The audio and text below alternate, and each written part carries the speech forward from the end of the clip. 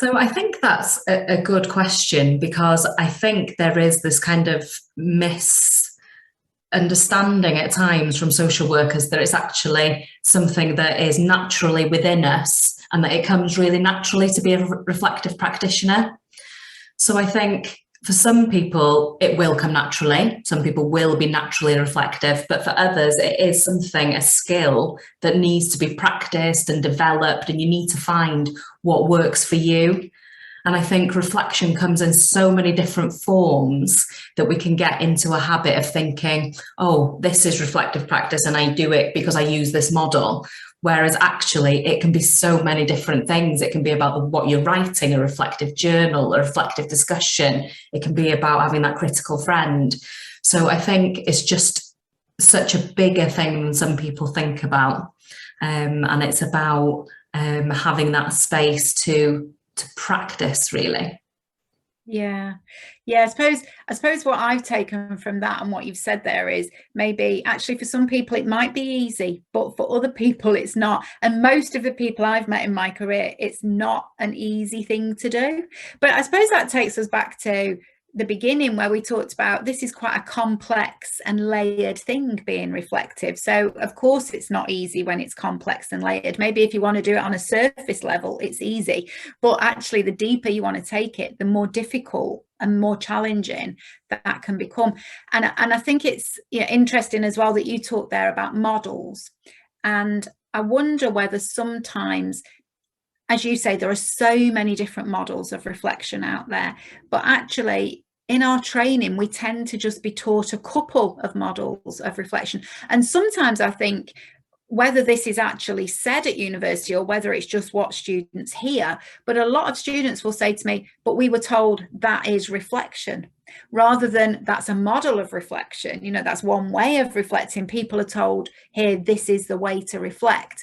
And if that model doesn't work for them, then they think, oh, I'm not a reflective practitioner, or I struggle to be reflective or something. But actually, as you've said, I think we've all got to work at it.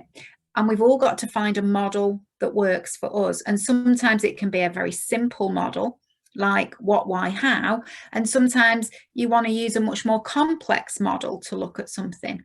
And different models work for different things. If you want to reflect on just a single incident, then there's some really good models. If you want to reflect on over a longer period of time, maybe, the last 3 months that I've been working with this family, then you're going to want to use a different model. So I think it's not easy because it's complex, but I think there are things that you can do to make it easier for yourself. As you say, really, it's about practicing it, keeping on doing it, really, isn't it?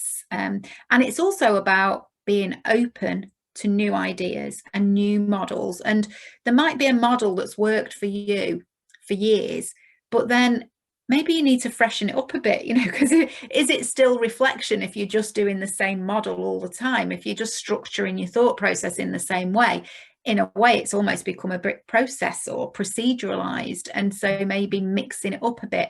So it's not easy. It needs to be kept fresh. It needs to be worked on, but also it's worth that work. It's worth that effort. It's really worth putting the work in to become more reflective, I think.